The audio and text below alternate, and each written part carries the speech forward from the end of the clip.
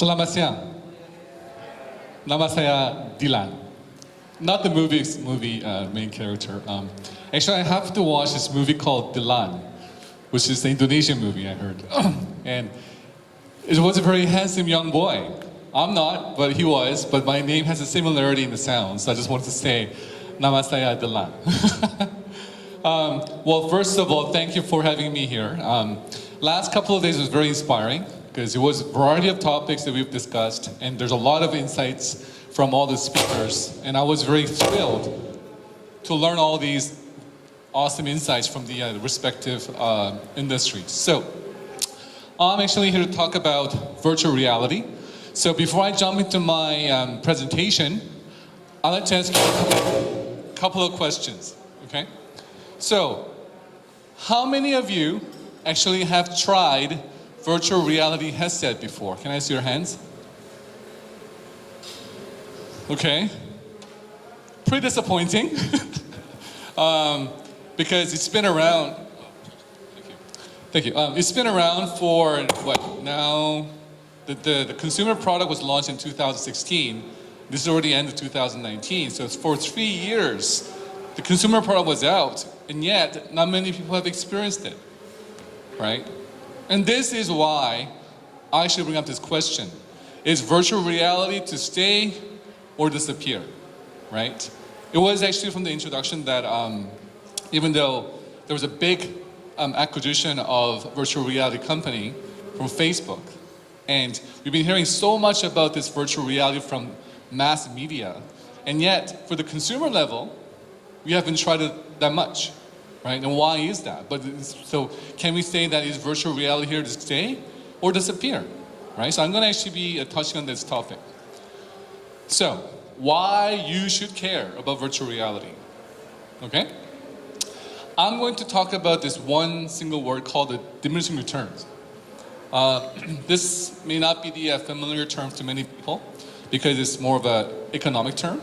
So what it means is that when you put your investment into something and your return is starting to not to gain the expected return. So you're not seeing this growth, but you're seeing this growth in terms of your return. So this diminishing return is happening everywhere. This is the reason why we're talking about the fourth industrial revolution. All the technology that we see today and all the energy source that we see today that actually helped us to develop this third industrial revolution is hitting this diminishing return. We need a next technology and next energy source to have another quantum jump to grow our economy. And there are many topics we are discussing right now: artificial intelligence, blockchain, virtual reality, augmented reality, Internet of Things, and so on, right? But we haven't really found which technology is going to be actually deliver us to this next quantum jump. And virtual reality has been one of the big topics. Why is that? So, diminishing returns. I'm going to talk about the displays today. So how many of you here who has a smartphone? I believe everybody has a smartphone today, right? Do you know your actual display resolution? How good it is? Or, let me rephrase my question. Do you buy your smartphone based on your display resolution specification today? Do you care? Probably not, right? That's not your big decision anymore. But once upon a time, it was a big thing. I remember Steve Jobs came into his last legacy phone, iPhone 4. He was talking about something called the Retina display. You ever heard of the Retina display? Right? It was a big thing because it was producing the resolution as good as your eyes would see. That's what the Retina display means, right? Also, Samsung has talked about their Super AMOLED display in their Galaxy 5. But then ever since then, they're not talking about their display anymore because your phone is actually equipped with either 4.7 inches to 6-inch display, and any incremental of the resolution for that particular size doesn't really mean anything. You can't tell the difference anymore. And this is a big challenge for the display companies because it was the mobile phone that was driving the sales of their latest and greatest display technology. And also TVs were the devices that were selling super high resolution. But they're not selling anymore. There's no reason to actually increase your display technology. Then what's going to happen to the top tier companies? You have your second tier companies who are also producing same quality display with a much cheaper price, right? Then top tier is going to be suffering because, for example, Apple is using, they used to use a lot of this LCD screen from LG Display. But now they can find another company who can provide the same technology for the cheaper price.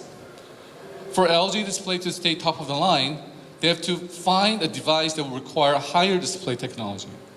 But right now, there's no consumer devices that require better display today. And that's the big challenge. So when those people who have actually tried the virtual reality headset probably realize that you see some pixelation. You kind of see something called the screen door effect. It's a little blurry than the display that you used to see. That's because we're using fisheye lens to increase the field of view. And that enlarges the field of view, but then actually reduces the type of, the quality of the display resolution you see, right? And this is a reason why the virtual reality headset requires better display than the phone that we use today.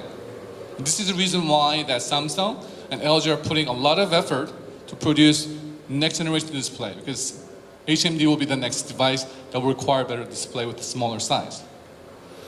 They believe that VR and AR will be the next device that will help to solve this diminishing return problem with the display aspect. And this is the reason why we see more and more enterprises jumping into creating better type of display. Let's talk about the processing, GPUs. So, GPUs have been a very hot cake recently because a lot of people were falling into Bitcoin and they're trying to excavate their Bitcoins from home using GPUs. But most of the time, GPUs are being used to accelerate graphics, computer graphics. In today's world, computer graphics is so great that you can't hardly see the difference. Yesterday, those of people who were here, you probably saw Henry's presentation and talking about Baby X. And the computer graphics produced by the lab was simulating human face with computer graphics, and it's almost identical as real human being, right? And GPU companies have a problem because consumers don't need high-end graphics anymore. Most of the games they play today are they're pretty adequate with already 3-4 years old technology. So what do they hit? Diminishing return. They want to actually find the market that will require higher processing power from their GPUs. And where's that part? That's AI and virtual reality and blockchain.